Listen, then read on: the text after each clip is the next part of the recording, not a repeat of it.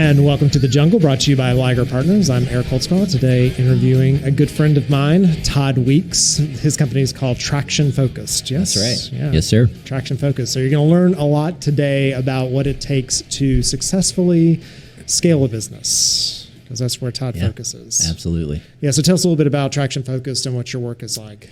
Sure. So what I do is I really help business owners and their leadership teams get what they want out of their business. So you mentioned scaling, growing it, helping them make more money, increasing profit. At the end of the day, I really have a laser focus on helping them make more money, and really just giving them a holistic system to do that. And also helping the owners. Sometimes they may be satisfied with the profit or the growth, but they just feel like the business is controlling them versus them running their business. And so we want to give them a really powerful tool and system to help them, really live their best life, both personally and within their business. Yeah, and what I love about the work that Todd does, because, most of my work prior to starting Liger was around operational work. Mm-hmm. So going in, kind of being a secondhand person to a CEO, which is sort of historical. And I'd read the book E-Myth by Michael Gerber back in the day. Mm-hmm. And it was one of those where I went off on vacation, I read this book, and I came back and I told my staff, we're changing everything, right? And they all freaked out. You're not a visionary, are you? No. Freaked them all out. Yep. But what I like about your focus and what Traction and you can talk a little bit about the book, is it brings railing to that, because I was feeling my way through how to really implement that. So, how do I come back and take what Michael Gerber said and make it work in my company? Right. Yeah, and really EOS, at its core, so first it stands for, everybody, I kind of assume everybody knows what EOS stands for. So it stands for the Entrepreneurial Operating System. Was started by a guy named Gino Wickman almost 20 years ago, really started with the book called Traction that you mentioned. And really what I say is he took the best business concepts. So a lot of, if you read Traction and if you work with me, you're going to hear a lot of terminology and things from Michael Gerber, E-Myth, or Jim Collins, Good to Great, right? So we've all heard, you got to get the right people in the right seats on the bus, right? So that comes from Good to Great and just some really other top-notch business thinkers. And to me, the power of EOS is it takes the best of all of these business concepts and really packages it in a way that's easy to kind of think through the way that we implement it and really coach our clients. It's just an iterative, step-by-step kind of proven process. And so, as you mentioned, we kind of take all that noise out of it, take those best practices, and just really give you a runway to implement it and again, achieve what it is that you want as a business owner. Yeah, and the formality around it, because there's like tenets of it that you'll see companies do that are not necessarily so named. So like one of my favorite things in the EOS process is the concept of a rock. So why don't you talk about what a rock is? Right. So rocks in our world, and I think this actually originated way back when from Stephen Covey, if I remember. And if anybody's ever kind of Googled or YouTubed the rock analogy, you'll see this imagery of an empty cylinder. And then beside that empty cylinder, you've got some water, you have some rocks, some pebbles, and then you have sand. Depending on how you prioritize the order of putting those elements into that empty cylinder, they will either all fit in there at the end or they will not. And in order for them to all fit at the end, you got to put the rocks in first. And so what we do is rocks are just quarterly or 90-day priorities. And it's, I tell my teams, we got to come together as a leadership team and as a management team, and we want to debate and discuss, but ultimately agree on what are the, we teach 3 to 7 most important mission critical priorities that are going to move this business forward over the next 90 days. And so you've heard me say a lot in sessions that we've been in together is, we want to break this business down into a 90-day world and just get laser focused as a team and a company on the most important priorities every 90 days. And so it's just creating that sequence or that rhythm of eating that elephant one bite at a time. Yeah. And making sure that the thing I love about that is that the sand gets in the way, right? Like if you put all that sand in there, you never get around to the rock. And so what is that rock? And looking back with companies that we've worked with together and that I'm sure you have worked with personally, you can see when they've done those rocks, like the improvement to the business. Absolutely. And really, Eric, you hit the nail on the head. The sand in that analogy represents all the interruptions and everything else. And I always say, we all have our day jobs, and then sometimes we have our night jobs. And so why we teach 3 to 7, and I really push my clients more like 3 to 5 priorities. We teach less is more. And so I really want to get them thinking as a management team, what are the 3 to 5 bigger projects over the next 90 days that if we could achieve those, we're going to be that much further down the field. And so we kind of operate under this highest gain, shortest amount of time concept. So we want to get you laser focused every 90 days, and less is more, because as you know, running your own business, stuff's going to come up. Fire drills happen. You walk into the office and you think you're going to get these 5 things done, and then before you know it, it's 4 o'clock and you haven't gotten there. So we really focus on that less is more, laser focused concept. Yeah, and to know where your rocks need to be. My company hears a lot about. I talk about self-inflicted wounds. So what is the self-inflicted wound that we need to fix? How could life be better? The thing that we do over and over again, and you never really go back and correct. So absolutely. So talk to me about so how did you end up in this? Did you wake up one day and this was I read this book and I feel inspired now? Yes, right? I was reading Traction at the age of 8 and realized this was my calling. This was your calling. No, honestly, I'll kind of give you the highlights of my story, but when I started doing this, teaching and coaching Traction or EOS, I actually forgot that my wife reminded me of this when we first met probably 13, 14 years ago. She reminded me that I told her really my kind of what I feel like my calling and career vision was to help business owners, small to mid-sized companies, really scale and grow and get to the next level. And I almost forgotten that and it kind of stumbled into it. But I always tell people I'm a recovering CPA, CFO. I'm an analytic. Started my career at Deloitte here in Atlanta. Left there, was controller, CFO of a large company. And, Eric, I learned a lot in those big organizations, but I just realized that big corporate world wasn't for me. Mm-hmm. And I really wanted to get into a smaller, more entrepreneurial company. And that led me back to the Atlanta area. From North Carolina, I took over running the day-to-day of a 30-year-old print and promotional company. So anything with a logo, printed hats, shirts, apparel programs, things like that. And as the owner would say, for the first 30 years, they were kind of a sleepy little company, one office, about a dozen employees. And then when they turned about the age of 30, they more than doubled through an acquisition. Oh, wow. So midlife crisis. Yeah. And so the owner, who was a visionary owner, leader, when I say visionary, those are the owners and leaders that have a lot of ideas of things they want to try. They can kind of see what's coming around the corner. Not so good at managing the details necessarily. And so he realized that he really needed someone to come in and help him wrap their arms around this much larger organization. And so when I walked in the door, this company had more than doubled in size. We had about 40 employees spread across 7 states. So how do you manage all of that? Right. And so we were very fortunate that he was introduced to EOS shortly after I started, and we started implementing it with a professional implementer and just really began to get that traction, that the book talks about. And it really just helped us bring structure to some of the chaos, as if you've lived and worked in an entrepreneurial company. Yeah. I say the good news and the bad news is, in big corporate, there's a lot of structure. They move somewhat slowly. Entrepreneurial companies, they like to move hard and fast. And so we really needed structure to help us, continue that growth pattern and manage all these people, get everyone aligned. And EOS was just the perfect gift really for us to help us do that. Yeah, I tell people when they start their own business that the good news is you are your own boss, and the bad news is you are your own boss, and you may suck, right? You may not be the best. Yeah. You have this idea to do this because you see a need, you love the business, whatever, and then there's all the other stuff, which is what Gerber talks about a lot. The person who makes the pie shop and then hates making pies, right? That's not how it should be. You can't do it that way. And you hit the nail on the head. That's really my passion is I believe owning and running a company shouldn't or doesn't have to be so hard. But here's the reality. Every business I work with, it's a fast-changing environment. They're trying to manage a lot of people. Again, these visionary leaders, they have a great picture and vision for what they want their company to be.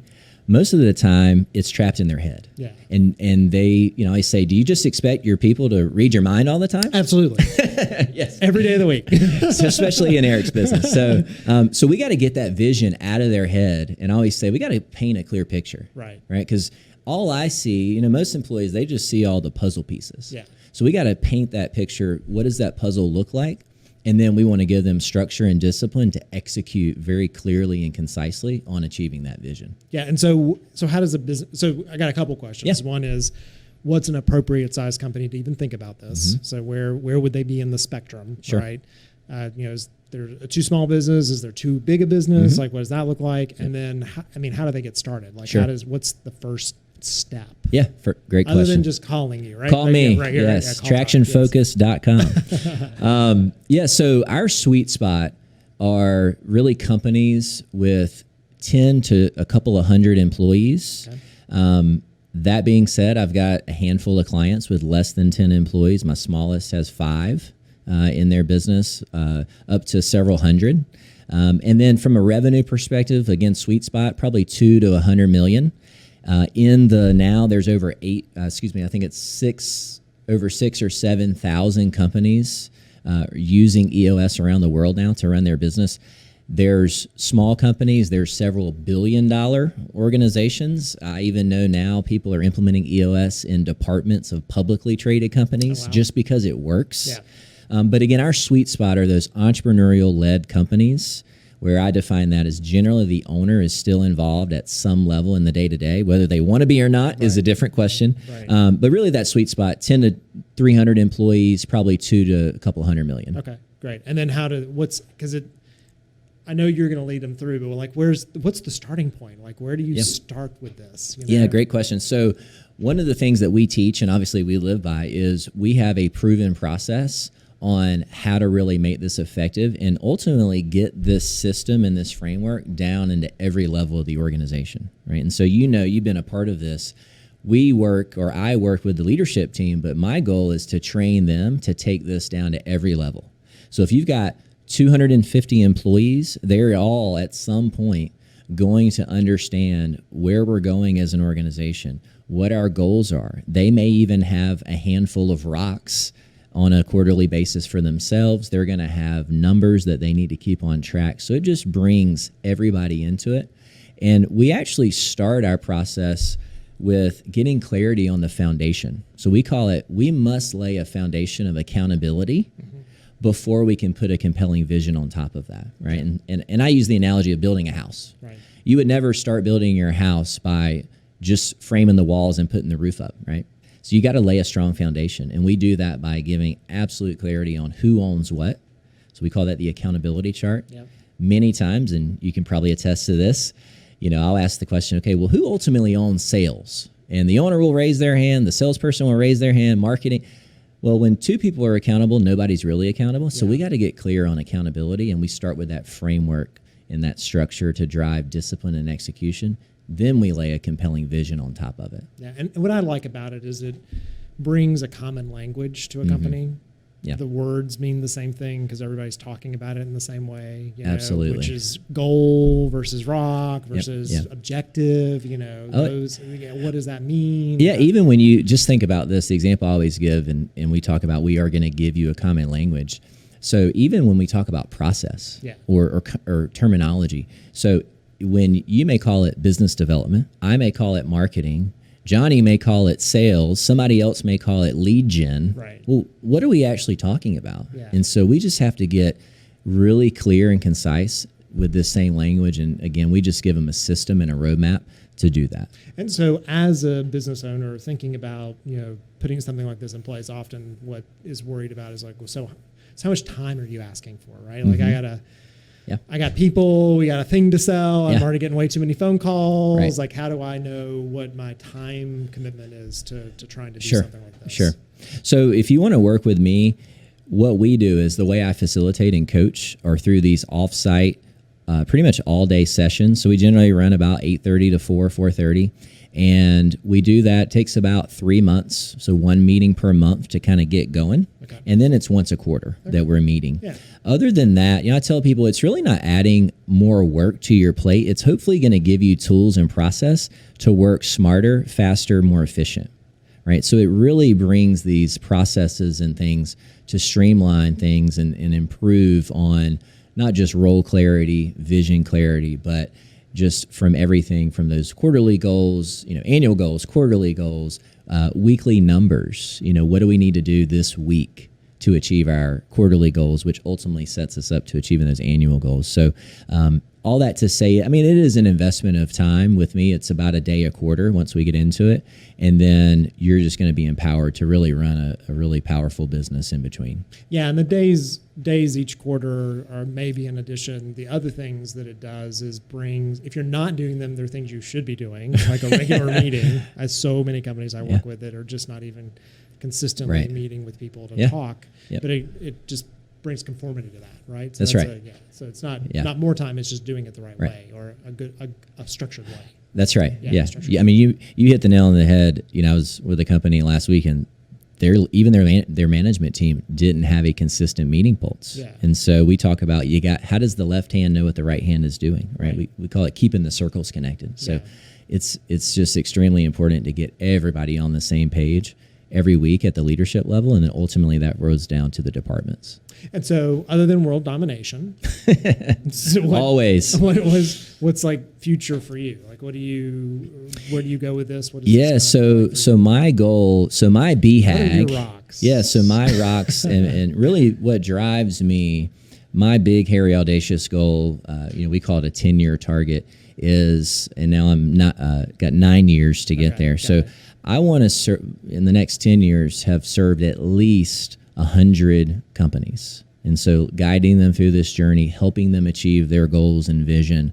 And, really my ideal life and where I feel like I can provide the most value is working with about 25 companies. Okay. And so I've got a little bit of room and capacity for that. And so, that's what gets me up every morning is how can I help these business owners that, again, it doesn't have to be so hard, right? You can run your business versus it running you. Yeah. And that's really what wakes me up and drives me every day. Well, I tell people, too, that if you start a business that's like that, you might as well get a job, right? I mean, you've taken you've taken all the risk. Yeah. You have all the, and then where's the benefit? Yeah, what's the benefit of that? You can never leave it behind. You're always worried about it. Absolutely. And it's not the proverbial get hit by a bus. What if you want to take a vacation?